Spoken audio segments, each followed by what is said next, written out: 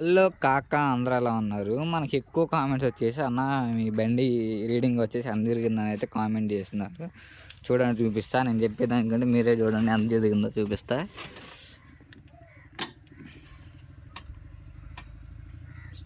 ఇప్పటికి మన బండి వచ్చేసి 2909 గంటలైతే తిరిగింది మన బండి.